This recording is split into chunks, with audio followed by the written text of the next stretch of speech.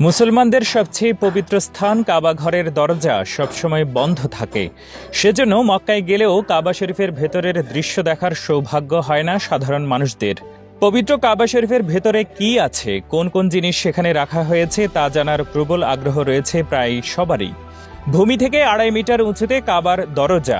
উসমানিয়া খেলাফতের সময় কাবা ঘরে সর্বপ্রথম রৌপ্য নির্মিত কারুকার্যময় দরজা লাগানো হয়। বর্তমানে পবিত্র কাবা ঘরের দরজাটি ২৮০ কেজি খাঁটি সোনা দ্বারা তৈরি করেন প্রয়াত সৌদি বাদশাহ খালিদ বিন আব্দুল আজিজ। মূল কাবা শরীফের দুটি দরজা অন্তর্ভুক্ত ছিল। একটি দরজা ছিল প্রবেশের, অন্যটি ছিল বাহিরে হওয়ার জন্য। এছাড়াও পবিত্র কাবা শরীফের দেয়ালে একটি জানালাও ছিল।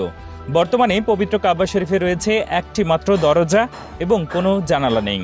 কাবার ভেতরে ডান পাশে একটি সোনার দরজা আছে। এই দরজার নাম বাবুত তাওবা। কাবার ছাদে ওঠার জন্য এটি দিয়ে সিঁড়ির দিকে যাওয়ার ব্যবস্থা রয়েছে। দেয়ালের উপরের অংশে সাঁটানো সবুজ রেশমি কাপড় রয়েছে, তাতে কোরআনের বিভিন্ন আয়াত স্বর্ণখচিত করে অঙ্কিত। কাবা শরীফের ভেতরের দেয়ালগুলো সবুজ ভেলভেটের পর্দা দিয়ে আবৃত।